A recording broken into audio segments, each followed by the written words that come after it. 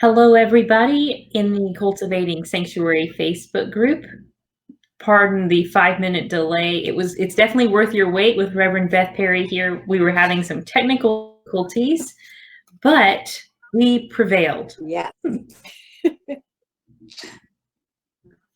And Reverend Beth Perry is a church and nonprofit consultant, and she is a pastor, and she is a content creator. The list goes on and on and on. She is married to I've never met him, but a very talented actor and singer. And you both recently ordered, one of you got a green screen and one of you ordered a blue screen. Yeah. Is that right, for your house? We're going to cover all the possibilities. Yes. Yes. And what is the difference between a green screen and a blue screen? I have no idea. Okay.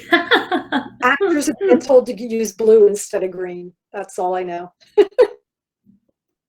Interesting. Yeah. I am looking on my phone to make sure that we are reaching it to the group. And let me check if we are. That's really, I was really intrigued when you mentioned that, and now I'm really curious about the difference if blue is, I think, better for different types of work. And I think blue's a lot used in headshots and things like that too. So there's probably some technical reason for it. Okay. Yeah. All right, we have reached our stream is in the Facebook group. Excellent. So there is a little bit of a blur, just a little bit on your face. Ah, well, that's good. No, I was gonna say on your beautiful face. Oh. There's a little bit of a blur. But you can hear me okay? Yes, sound is good, and I know that the content's amazing. So I am also on the edge of my seat to know more about these. You're bringing us tips, again, for those just joining, Reverend Beth Perry, consultant, pastor, content creator. She's bringing us some odd tips tonight about how to cultivate productivity, patience, and peace while in a pandemic. So I'm curious to know what makes these tips odd. Well, I think it starts with the pandemic, right? I mean, we wouldn't be talking about it if it wasn't for this pandemic, and the pandemic is so odd, right? I've been in situations where other people have been sick too. I was remembering, my very first church and my first year in seminary, I got pneumonia at Christmas time. And I had double pneumonia, and there were too many people in the hospital with pneumonia. There wasn't a bed free to go to the hospital.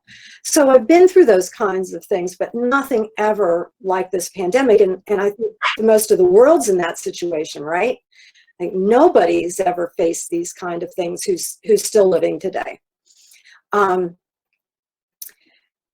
Unfortunately, I don't think that it's the last time we'll see these kind of situations, right? I think it's like hurricanes in the Northeast, and we will most probably have to just get used to things like this could happen. But for us right now, this time, it is odd. It is just an odd way of living. It's an odd way of existing. And for me, it required me to start thinking in odd ways, right? If you're in an odd situation, you have to get out of the box in the way you're thinking. You and I have talked, Meg, about my elevator speech. Do you remember that? My website, my little blurb up at the top, my mission statement. It's, empower people through education and training. And that's the way I usually think of myself in terms of how I provide value to the world, right? But this isn't a typical situation. It's an odd situation for education and training, just like it is for everything else. So I've had to kind of find an odd path that helps me to find some new ways to remain of value to the people around me. So I ended up thinking of all these tips, excuse me, and they're all odd, or they all represent an odd way I've found to be what I am, right? So the first was the easiest for me, the productivity, and that's where I started. So I want to talk about that first. Because the tip I have may be perfectly normal for some people and completely odd for others. And that's that I belong to a professional accountability group. A lot of people who are listening might be used to church accountability groups where you're holding each other accountable for your spiritual life. But this is a professional group where we're holding ourselves accountable and helping each other hold themselves accountable for productivity, for what are we going to accomplish? What are the goals we've set for ourselves? What are the tasks that will lead us to getting those goals? What are the projects we have in place, the routines we need to do? And we commit to each other that we're going to meet these goals. The group I belong to is called the Get It Done Group. They're started by Steve Robbins, and I think I've been in it 3 or 4 years now. I'm not sure how many there are, maybe 20 of us that are active right now. We stretch across the country, Canada, England, Malaysia, Holland. There's been South America and France in the past. So we're all different. Some are authors, some are freelancers, some are coaches, some have 9-to-5 jobs, some are teachers, there's another pastor, it's all people all over the place in all types of work. And I have a partner. I have this person that I check in with at 8 a.m. Monday through Friday, and we give ourselves numbers for all of this long list of tasks and routines and projects that we're working on. 1 to 10, did you do your best to meet those tasks or those goals? And then twice a week, the whole group does things called do-it days. Excuse me. And every hour, at 5 minutes before the hour, we check in, little 5-minute, everybody takes like 20, 30 seconds. What did you do in the last hour? What are you going to do in the next? And then at the end of that hour, did you actually do it, right? So you can't stop being productive, right? I found that to be so helpful to me over the couple of years that I've been in the group, but even more since my workload slowed down a little bit. I found it a lot easier in the last month and a half to say, oh, I don't have anything I have to get done in the next 5 minutes. I'll just go sit and rest. Or, oh, if I sleep a little longer, it won't matter. This group keeps me from doing that. I got to get up because I've got to be on the Zoom call at 9 o'clock or 8 o'clock in the morning. And somebody's depending on me, not just for my productivity, but for theirs. So this group has been wonderful for keeping me focused. It may sound very odd to people who aren't used to working that way, but if you've got any way of doing it, set yourself the goals for the things you actually want to accomplish, and then find a partner or a group and build that kind of network or support so that you can continue to just live out your mission and live it out in the real world every day. This will definitely not only help your productivity, but at least for me, and I think for you, really help your sense of well-being as well. Oh, yes. This is such a beautiful invitation to embrace the oddness of this pandemic and the time we're in, and that most definitely will take, I should say, some getting creative and being open to doing things differently, and maybe a non-spiritual accountability group, an accountability group that is based on productivity would be an odd new step to try for some people. Yeah. You kind of do these sorts of things, don't you, Meg? Yes. I mean, a mastermind group. We check in once a month with each other's intentions and goals and setbacks. Right. And it's definitely increased my productivity and collapsed time. I think it has fast forwarded my learning process and my growth in many areas. Yeah. And for those just tuning in, we apologize for the technical difficulties. You cannot take in the aesthetics of Beth Perry. There is a little bit of a blur on her face, but you take in all the rich content of her as a pastor, consultant, and content creator. And she just shared a tip about an odd tip for productivity. And now we're going to learn from her wisdom on patience. How can we cultivate patience during the pandemic? Well, I have to tell you, when I posted on Facebook that I was going to be doing this with tips about patience, I thought my children and grandchildren are just howling somewhere. They are going to think that my having any tips for patience would be really odd, because I am not a patient person. And I just want to tell you one story. My husband gave me permission to tell this story, and that's that back, in the 1800s when we were dating. We would have plans to go somewhere at a certain time, and he was always late. Sometimes a little late, sometimes a lot late. So I started the 20-minute late rule. I would wait for him for 20 minutes. And at the end of 20 minutes, if he wasn't there, I'd go wherever we were going to go without him. If we were going to the movies and he wasn't there in 20 minutes, I went to the movie and I watched it alone. If he caught up with me, fine. If not, I had fun anyway. I have learned so much over him, over the years from him, and over the decades. We've been married, it'll be 30 years this summer. But this idea that I don't have to wait for someone else to make me happy. I don't have to wait for someone else to tell me that I can do the thing I want to do or be the thing I want to be. It is probably the lesson that I am the most thankful to him for. And it affects everything I do. I still have the 20-minute rule. I don't wait on anybody more than 20 minutes. But it's also meant that I think of waiting and patience in maybe a different way. But 20 minutes is nothing compared to what the pandemic's been, right? I don't know how long it's been for you or anybody who's listening, but for me, it's been 58 days today that I've been sheltering at home. I've gone out of the building 3 times in that amount of time. Twice I went to Costco. And once they were giving away free masks at the park, and I walked to the park and back with my free masks. So that's been it. And that's, a long time. Yeah, and for our listener and our viewers, she is in New York right now. Yeah. Well, she lives in New York. Yeah, I'm in New York City. And a couple of weeks ago, we heard that sheltering at home was going to go on and be in place until May 15th.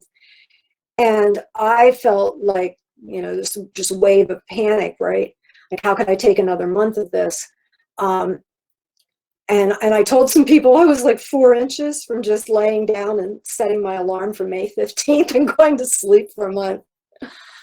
And now we're saying that even May 15th will only be starting the process only if for parts of the state, which probably means not New York City at all.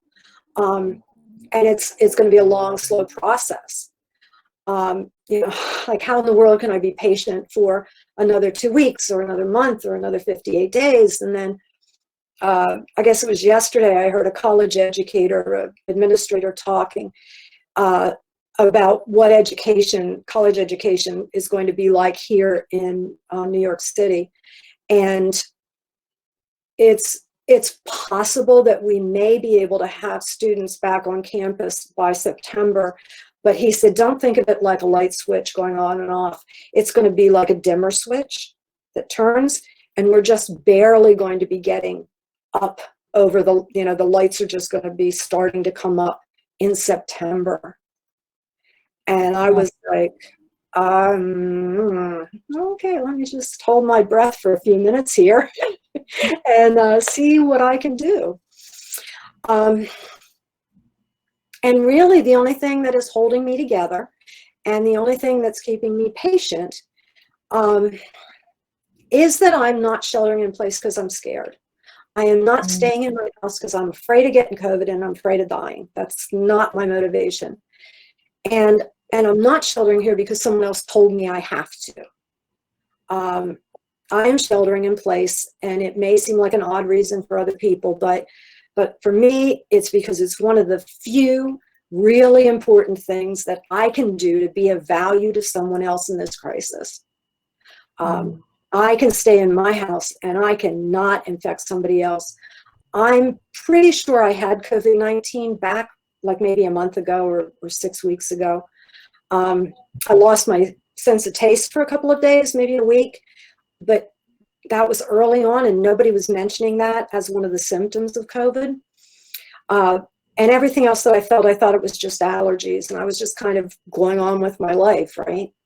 I was lucky. It was a very mild case, but because I was sheltering at home, I wasn't going out and I wasn't giving it to anybody else, even though I didn't know I had it.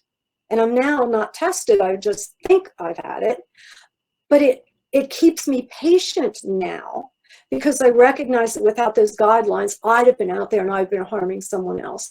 And I don't think I could live with that on my conscience. I don't think I could bear the idea that somebody got sick because of me, because I couldn't stay inside.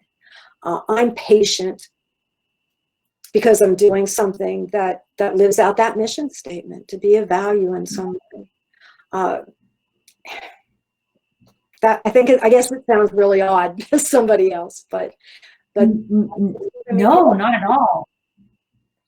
It's a great invitation to question our motivation for our patients. It makes patience sound so much more attractive. Oh, how nice. Yes. Yeah. And I realized that I'm really lucky because I've worked from home. Even as a pastor, frequently the office was in my home. So I've got decades of work from home experience.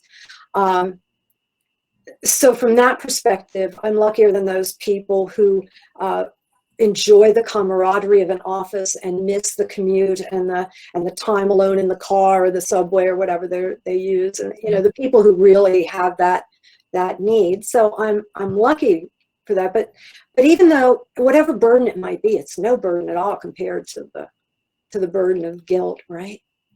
Oh, totally. Yeah, it's almost like patience is a superpower that we all need to cultivate right now. Oh, I love that. I like that.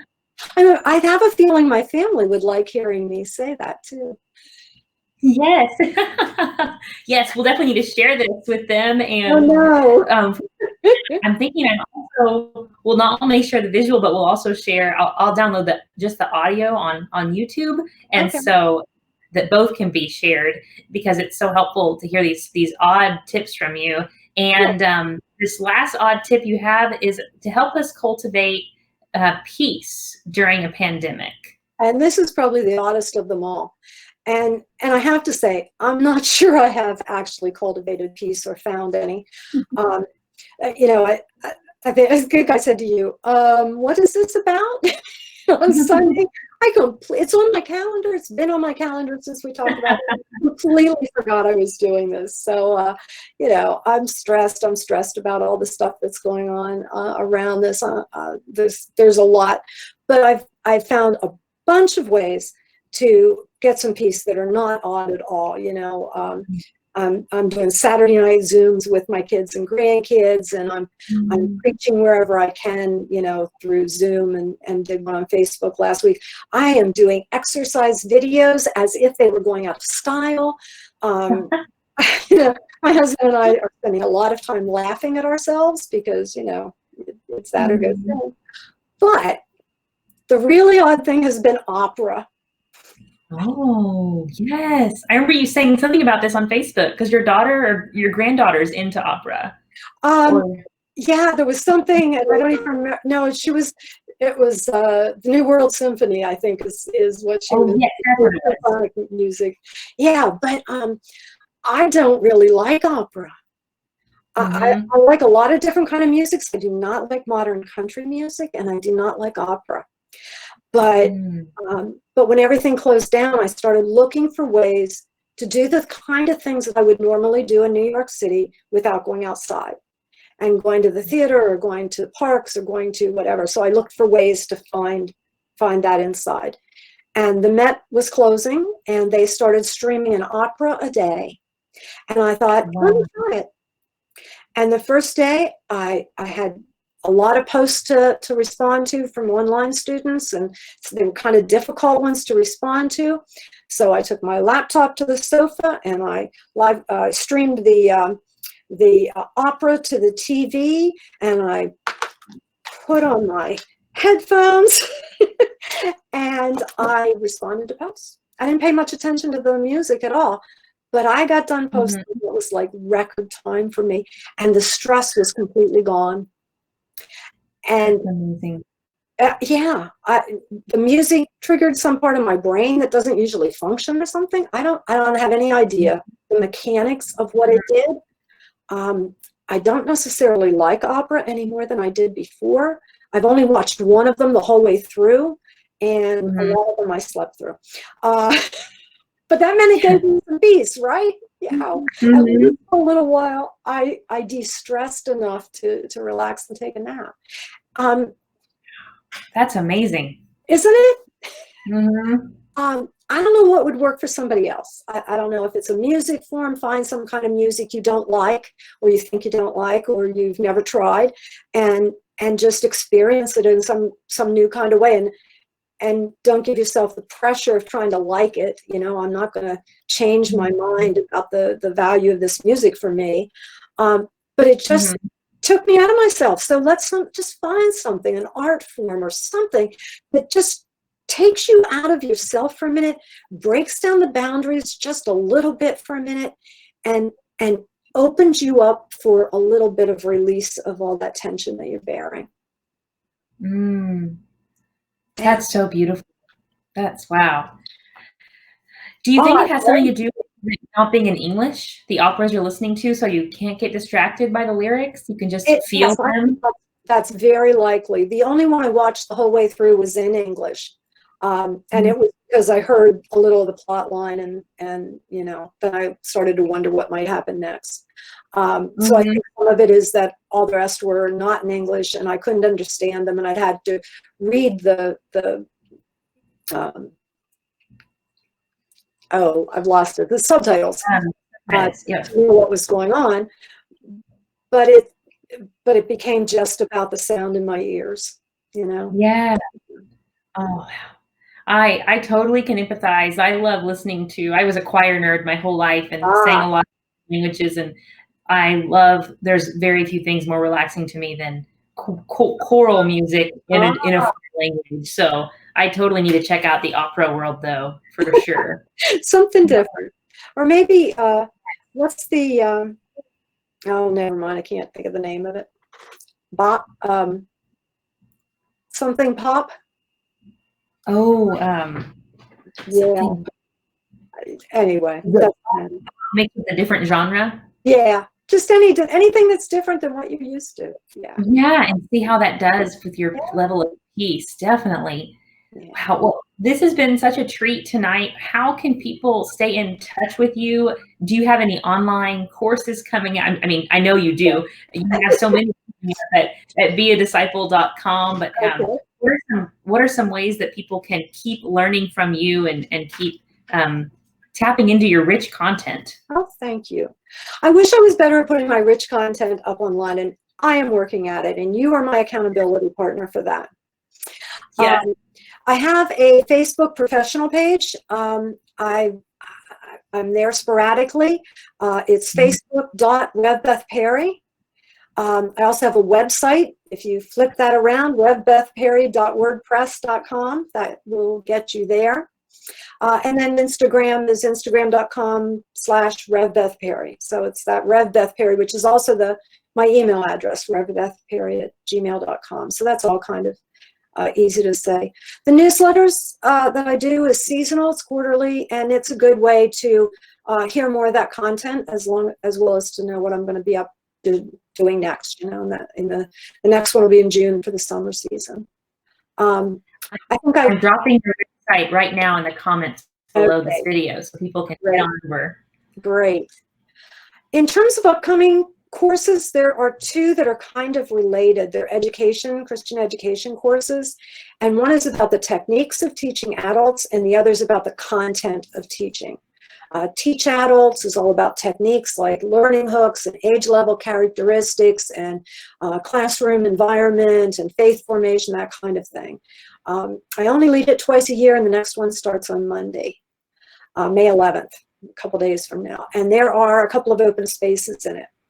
And it's going to be kind of special this time Because for things like, say, that online or that classroom climate, when we talk about that, we're going to say, okay, how do you translate that to an online experience? If you were thinking in terms of soft seats and warm room, you know, how do you do that? How do you get comfort into a space like Zoom or a situation like this?